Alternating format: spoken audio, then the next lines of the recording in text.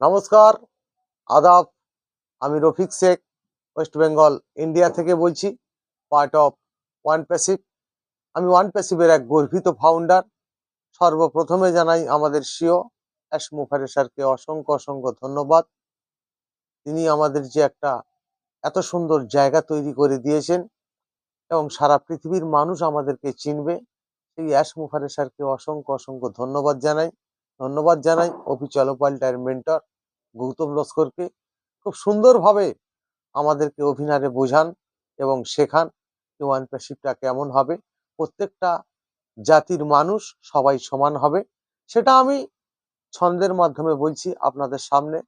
One প্যাসিভটা কেমন হবে, প্রতিটি মানুষ এক হবে, কি সুন্দরভাবে, ছোট বড় বলে কেউ থাকবে না, সেটা আমি ছন্দের মাধ্যমে তুলে ধরছি। শাস্ত্রের একটি পন্থা আছেই, আমরা সবাই জানি, বাউন হয়ে চাঁদে হাত দিতে পারবে নাই তুমি। বড়ই লোকের বড়ই আশা, গরিব মরেই চাষা, স্বপ্ন তোমার পূর্ণ হবে গভীর মনের আশা। আশা তোমার অনেক বড়ই, স্বপ্ন কিন্তু ছোট, বড়ই কিছু আজ ভাবতে শেখো, স্বপ্ন হবেই বড়। বড় স্বপ্ন দেখবে যখন অনেক কিছুই ভাববে, রাতের স্বপ্ন উড়েই যাবে, দিনেই স্বপ্ন দেখবে। রাতের স্বপ্ন নীরব পাখি, ঘুমের ঘোরেই দেখছো, দিনের স্বপ্ন সতের প্রতীক, এক মুখারেই বলছো।